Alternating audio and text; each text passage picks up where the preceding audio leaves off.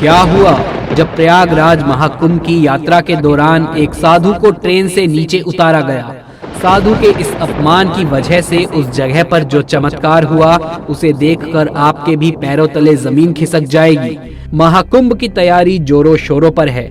नए साल के शुरुआती महीने में ही प्रयागराज में जो महाकुंभ लगने वाला है, चारों ओर उसकी चर्चा है।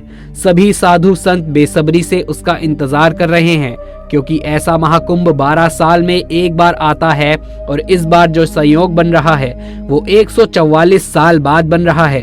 हिंदू धर्म में महाकुंभ का विशेष महत्व है। साल 2025 में प्रयागराज में अब महाकुंभ लगने वाला है और जो पूरे 12 सालों के बाद लगने वाला है। ऐसे में देश के कोने कोने से साधु संतों के साथ साथ श्रद्धालु पहुंच रहे हैं।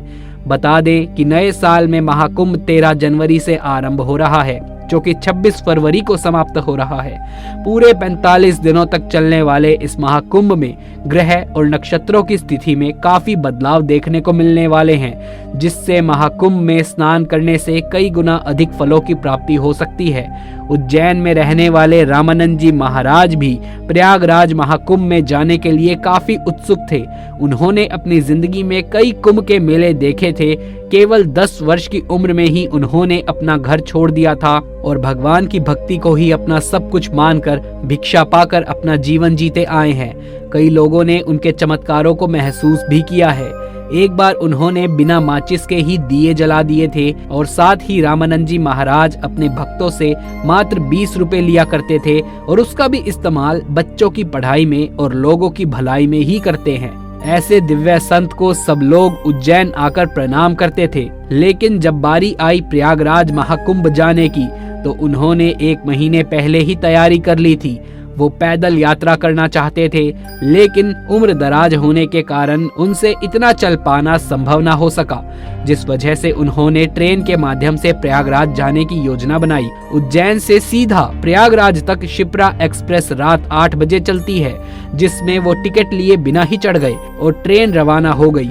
लेकिन उन्हें इस बात का अंदाजा नहीं था कि टिकट ना लेने की वजह से उनका बहुत बड़ा अपमान होने वाला है। रामानंद जी महाराज ट्रेन के ऊपर की बर्थ पर जगह देखकर अपना कंबल ओढ़कर सो गए, लेकिन सुबह 8 बजे पर दमोह स्टेशन आने पर अचानक टीसी सबकी टिकटें देखने के लिए आ गया।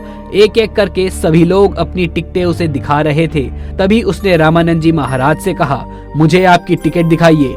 तब उन्होंने कहा कि मेरे पास तो टिकट ही नहीं है, साधु तो चलता ही भला, मेरे पास तो राम नाम के अलावा कोई और पूंजी नहीं है, मुझे तो बस महाकुंभ में शामिल होने जाना है। तुम मुझे तीर्थ यात्रा करने के लिए सहयोग प्रदान करो, भगवान तुम्हें आशीर्वाद देंगे। लेकिन वो टीसी तो मुसलमान था, वो मुस्लिम धर्म का था, वो अपने धर्म को लेकर कट्टर भी था।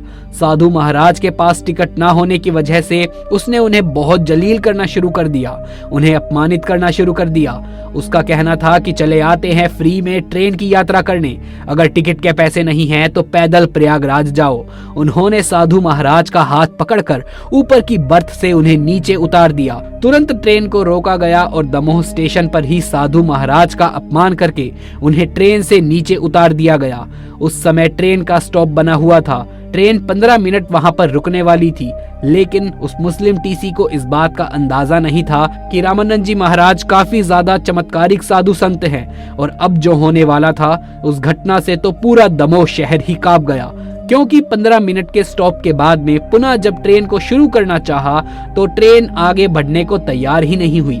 मानो ऐसा लग रहा था ट्रेन के एक ही जगह पर जैसे पहिए जम से गए हों। वो साधु महाराज सामने के प्लेटफॉर्म पर ध्यान अवस्था में बैठ गए। ऐसा लग रहा था मानो ट्रेन का इंजन खराब हो गया हो। आधे से 1 घंटा हो चुका था, लेकिन ट्रेन आगे बढ़ नहीं पा रही थी। ट्रेन के पहिए आगे बढ़ने का नाम ही नहीं ले रहे थे। कुछ मैकेनिकल इंजीनियर्स को भी बुलाया गया और ट्रेन के इंजन को चेक कराया गया, लेकिन इसी बीच में खतरा बढ़ता जा रहा था, क्योंकि आगे पीछे से ट्रेन आने की संभावनाएं थी। लेकिन किसी तरीके से व्यवस्था संभाली गई और ट्रेन के इंजन को सही करने का प्रयास किया गया। लेकिन जब इंजीनियरों ने ट्रेन को चेक किया तो पाया कि ट्रेन तो एकदम सही है, लेकिन सवाल ये उठ रहा था कि आखिर फिर वो आगे क्यों नहीं बढ़ रही थी। सब लोग बेहद परेशान हो चुके थे, लेकिन किसी को भी ट्रेन की खराबी का कोई भी कारण समझ नहीं आ रहा था। रेलवे कर्मचारियों को लग रहा था शायद इस इंजन में ही कोई समस्या आ गई है, इसलिए उन्होंने ट्रेन के इंजन को बदलकर दूसरा चालू इंजन लगाना चाहा। लेकिन जैसे ही नया इंजन लगाया गया, उस इंजन ने भी काम करना बंद कर दिया, जबकि वो एकदम सही सलामत चलकर यहाँ तक आया था। अब किसी को भी ये समझ नहीं आ रहा था कि ये चमत्कार आखिर हो कैसे रहा है। आखिर ट्रेन आगे क्यों नहीं बढ़ पा रही है। वो मुस्लिम धर्म का टीसी भी बहुत परेशान हो चुका था, उसके भी समझ नहीं आ रहा था आखिर ये सब हो क्या रहा है। तभी उज्जैन में रहने वाले एक शख्स ने उसी टीसी को समझाते हुए कहा कि जिन बाबा को तुमने ट्रेन से नीचे उतारा है वो कोई और नहीं बल्कि चमत्कारी रामानंद जी महाराज जी हैं। उन्होंने बचपन से लेकर आज तक कई चमत्कार दिखाए हैं। तुमने उनका बहुत अपमान किया है, उनको बहुत जलील किया है और धक्के मारकर उन्हें ट्रेन से नीचे उतार दिया।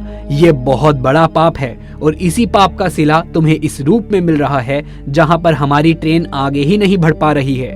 तुम ध्यान से देखोगे तो अभी भी वो बाबा सामने ही प्लेटफॉर्म पर तुम्हें दिख जाएंगे। वो ध्यान अवस्था में बैठे हुए हैं क्योंकि वो जानते हैं कि ये ट्रेन उनके बिना आगे नहीं बढ़ पाएगी। वो चाहते तो यहाँ से जा भी सकते थे, लेकिन वो भविष्य जानते हैं। वो काफी चमत्कारिक बाबा हैं। तुम्हें इस तरह से उनका अपमान नहीं करना चाहिए था। जिसके बाद में उस मुस्लिम टीसी को अपनी गलती का एहसास हुआ और उसने सामने बैठे रामानंद जी महाराज के पैरों में गिरकर उनसे माफी मांगी।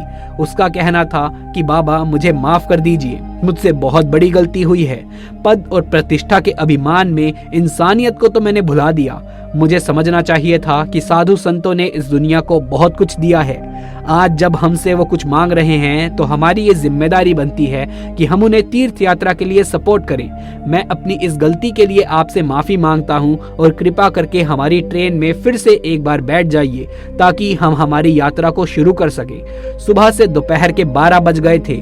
सुबह 8 बजे से लेकर 12 बजे तक ट्रेन दमोह स्टेशन पर ही खड़ी थी।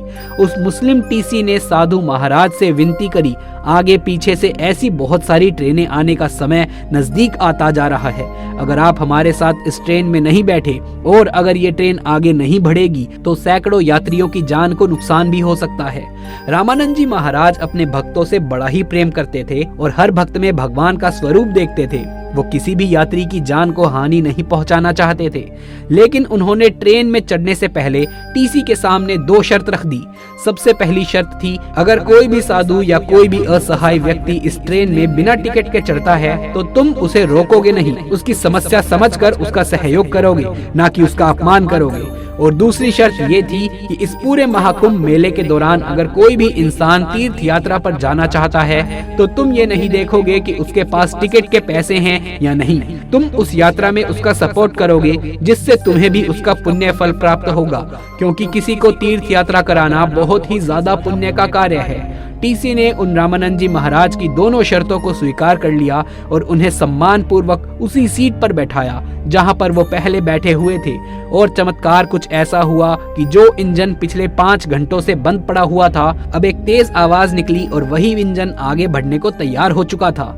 जैसे ही लोको पायलट ने ट्रेन को आगे बढ़ाना चाहा, इस बार ट्रेन के पहिए आगे बढ़ने लगे। मानो रामानंद जी महाराज के आदेश पर एक जगह पर वो पहिए जम गए थे और अब उनके ट्रेन में बैठते ही ट्रेन के पहिए भी आगे बढ़ने लग गए।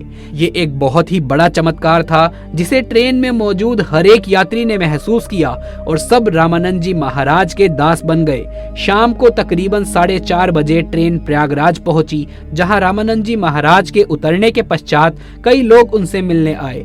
उनके इस चमत्कार को महसूस किया और इस चमत्कारी घटना के बाद से प्रयागराज जाने के लिए भक्तों की भीड़ और ज्यादा बढ़ गई। रामानंद जी महाराज के प्रयागराज पहुंचते ही इस चमत्कारी घटना के बाद से दुनिया भर में अलग अलग ट्रेनों में महाकुंभ जाने के लिए यात्रियों की भीड़ लग गई। खास तौर पर शिप्रा एक्सप्रेस में जो भी यात्री बिना टिकट के महाकुंभ में जाने के लिए सफर करता था, उसे कोई भी मना नहीं करता था, क्योंकि ये रामानंद जी महाराज की सबसे पहली शर्त थी। दोस्तों, आपको इस घटना से क्या सीखने को मिला, हमें नीचे कमेंट बॉक्स में लिख करके जरूर से बताइएगा। अगर आप भी महाकुंभ प्रयागराज जाने वाले हैं तो अपना अनुभव नीचे जरूर से साझा करिएगा। अगर वीडियो पसंद आया हो तो इसे एक लाइक जरूर से कर दें, साथ ही हमारे चैनल को सब्सक्राइब करके पास वाले बेल आइकन को प्रेस करना बिल्कुल भी ना भूलें, ताकि ऐसी ही सत्य चमत्कारिक घटना हमारे चैनल पर आपको देखने को मिलती रहे। जल्द मुलाकात होगी अगली वीडियो में, तब तक के लिए आप सभी का धन्यवाद।